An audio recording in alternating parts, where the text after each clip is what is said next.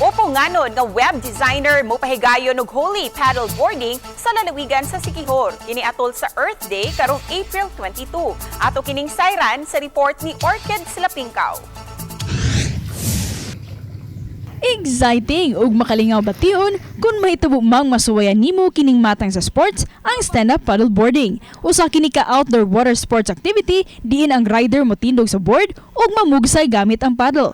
Usa kini sa gikahinamang paugnat sa kusog nga nakapaingganyo kang Archie Tampos, usa ka subuan ng web developer pagsalmo tiini. Giangkon sa 35 anyos nga si Tampos nga aduna siya problema sa panglawas, mao nga nakadesider siya nga mag-healthy lifestyle sama na lang sa iyang pagsalmot sa stand-up paddleboarding. Apan di lang di ay kutob sa paghimog-himsog sa iyang panglawas, apan tuyo usab di ay niya nga malimpyuhan ang kadagatan gikan sa nagkatag nga mga basura. Tungod sa iyang nahimo, giila siya isip National Cleanup Ambassador 2023.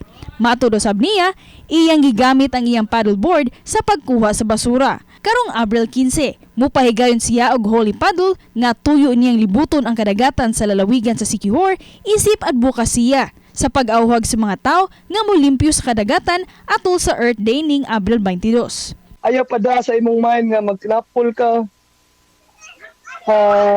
Kausara ni wala itong kinabuhi. So, dapat ang padayon. Dapat ang padayon nga dili ta magpatid sa tapol. Uban ni Clans Gabutin, ako si Orchid Silapingkaw, GMA Regional TV Live.